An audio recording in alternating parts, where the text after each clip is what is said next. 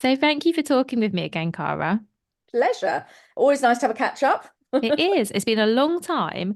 And I would love to know, in that I think we've worked out it's 3 years since you were last on Something the like that. podcast. Love to know what has changed, what's new with you.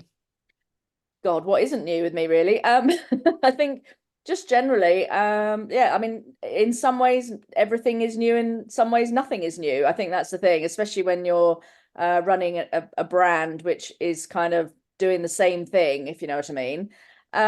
But I suppose in terms of things that are new, I mean, I've just launched a new product which is going down really well. And what else? I mean, it's just every day is a new day and we do something different. I mean, that's part of the reason I love doing what I do, actually. It's just that, I mean, sometimes it can be a real headache, if I'm honest. And like, like even in the last 3 weeks, I've had about three things happen where I'm like, oh my God, my patience is being tested. And it's one of those things where it's like, what's that thing? If it doesn't kill you, it makes you stronger. And I'm quite often going, I'm strong enough, leave me alone.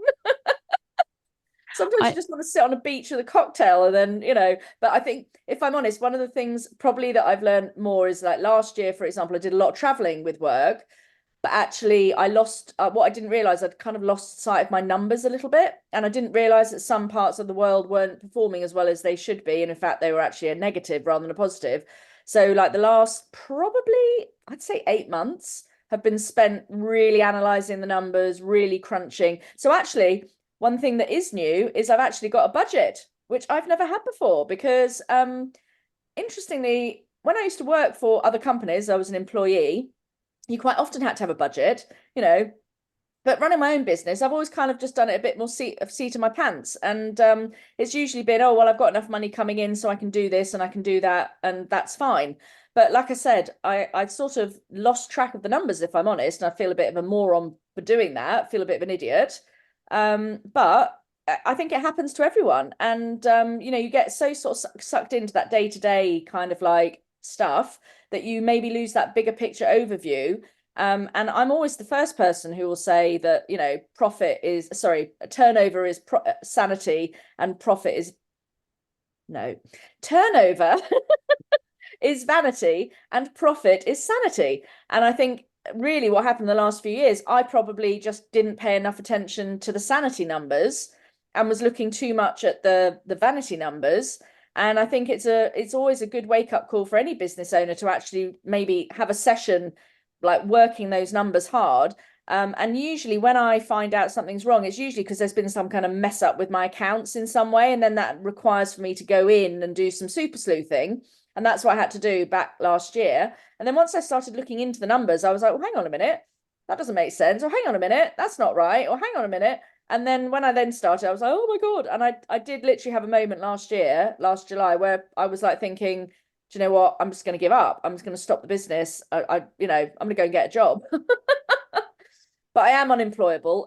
So I think that would have been a bad idea. And then actually what I did instead is I honed in on the numbers and very much like started looking at things much more analytically. And I think that's really helped. Well, thank you for being so honest about that. And I think you're right. It's so easy to take your eye off the ball, whether it's the numbers or something. It's really easy, Oh, it's especially easy to when take numbers things at your are, eye on something, isn't it? yeah, We're so juggling so easy. many balls. I'm surprised we don't lose more, frankly, that go flying over our shoulder and then we forget about them and forget to pick them up.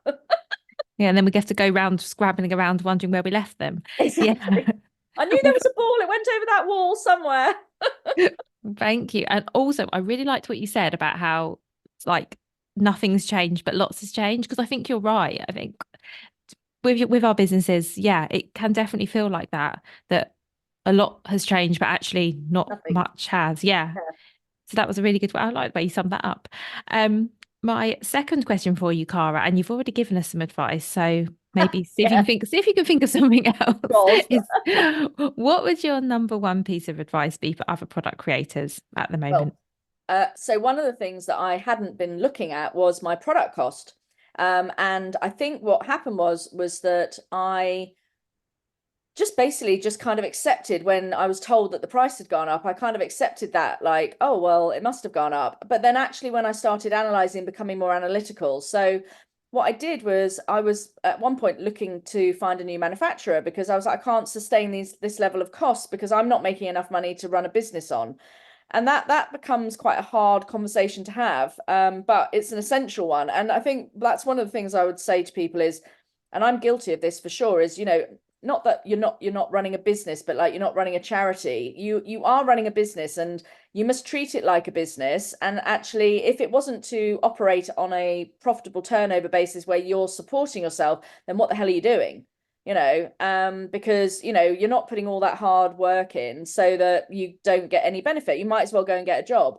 So it was a really hard conversation to have. But what I also did is I became much more analytical about the products in terms of I was like, well, actually, hang on a minute. This product uses exactly the same amount of fabric. It uses exactly the same amount of trim. This product uses the trim that that product uses. And I produce like 50,000 of that color. So, why is that one more expensive than that one, for example? And we just needed to have a kind of a complete rejig. And then once we did that, again, the cost did come down. And I was able to carry on using the same manufacturer I've been using the whole time, which was great because I've got a long-term relationship. Didn't want to have to leave if I didn't have to, but at the same time, I was literally it was a bit like when I got divorced and I sort of stopped using distributors because I was like, I'm really sorry. I either carry on working with you and I make so little money that I can't live. Or I shut the business down, in which case, either way, you're going to lose the business. So it's, and I think sometimes you have to have these hard conversations. I don't like doing it because I like to feel if I'm having those sorts of conversations, I have to almost feel like my back's up against a wall in order to do it because I don't like confrontation, if I'm really honest. I will do it, don't get me wrong, but I don't like that idea of I'm a people pleaser, so I don't like upsetting people. Which is ridiculous because I do as well. But no, I think really keep a really close eye on if you're a product creator, keep close eye on your product costs because and also get your whoever's manufacturing for you to justify those costs. Don't just accept them willy-nilly, which is what I was doing. And actually make sure you've got a plan that is like, well, this product should cost this much, this should cost that. And then if any cost increases, or even sometimes it can also be, for example, one of the reasons costs had crept up was because the dollar rate had gone all over the place. Well, the dollar rate's back down again now, so the price of the product should go back down. So it's little things like that where, you need to just be aware of what's going around generally and don't just sort of absorb all the costs that, that you have maybe. That's such good advice. Thank you. Because as a fellow people pleaser, I know I find that hard as well to actually question and say, why is that like that? Or Yeah. why are you? Yeah, that can be really awkward, but I totally agree. It's so important because you need to have that sort of visibility and just know that this is why this is as it is. You don't And it have to doesn't matter accept if it. they turn around and say because this particular item, that this particular ingredient component or whatever has got 20% more expensive in the last year. You're like, okay, fine.